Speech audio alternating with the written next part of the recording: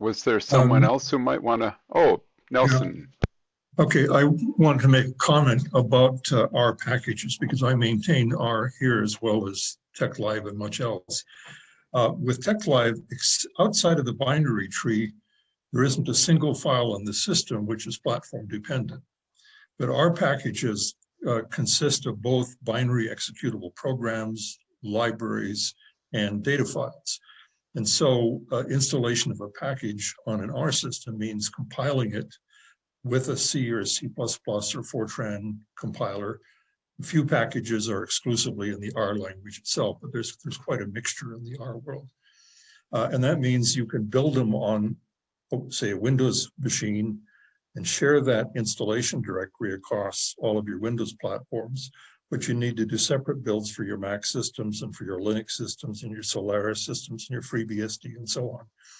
So that's somewhat of a difference, that you do need architecture-dependent installation trees for R packages, whereas with TeX you really don't, because the bin directory contains inside it subdirectories for each of the platforms you happen to need. There's only about a half a dozen that are typically on the annual DVD, but I build here at Utah anywhere from 50 to 100 different binary distributions every year. So those are available for people to pull down. We just don't have room on the DVD to add more. With respect to duplication from year to year, I think if I went through and did, say, an SHA1 or MD5 checksum, that a large fraction of the files each year are the same. But without file system support that either recognizes identical blocks or has some sort of checksumming mechanism or a network get from a remote repository, it's really difficult to imagine how we could make TeX work in a way that reduced quite dramatically the number of files needed on a given system. We really need a level of operating system support that really just isn't there in any of these systems yet. Certainly Jonathan's point that if you have a Git hash, you have essentially a unique key that with extremely high probability, you can verify this file is identical to another file or difference. With respect to fonts, it's true that the fonts tend to have the same names from year to year, but the sad reality is, especially among the commercial font vendors, fonts do get tweaked. And so and they unfortunately, for the most part, have no version numbers. And I have an example of a book on my shelf where the author and the publisher had purportedly the same set of fonts, but there were a few characters that differed. And so when the book was printed, there were wrong glyphs throughout the book. And this wasn't detected, unfortunately, until the book had come off the presses. And so they really couldn't throw them away and redo it. It's a difficult problem.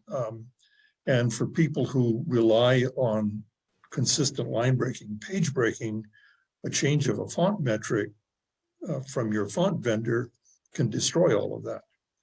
So I think the only real solution for people who need long-term stability of reproduction of documents, that is to take the same original files and retypeset it so that we can get output in a new format, such as PDF has become common. We really have to capture the entire state of TeX at that point. And for that reason, I have TeX installations going back to 2003 on all of our systems. Disk space is relatively cheap.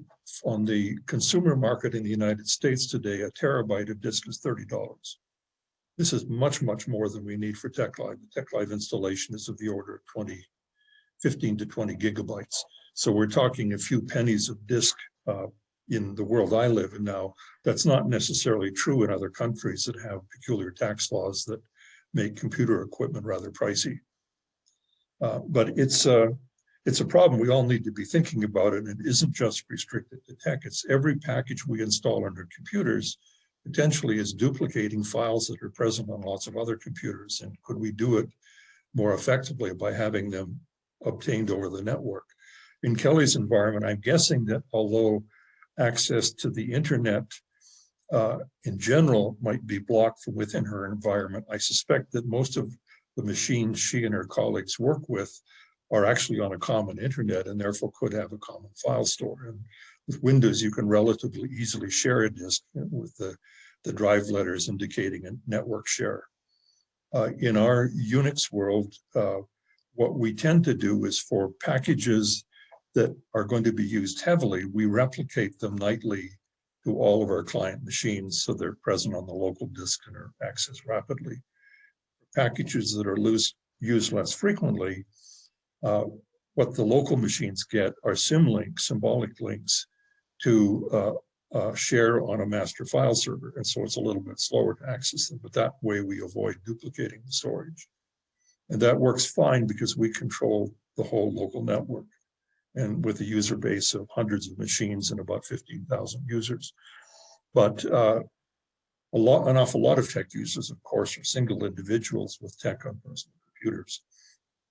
And it's not clear that we can do a whole lot to help there.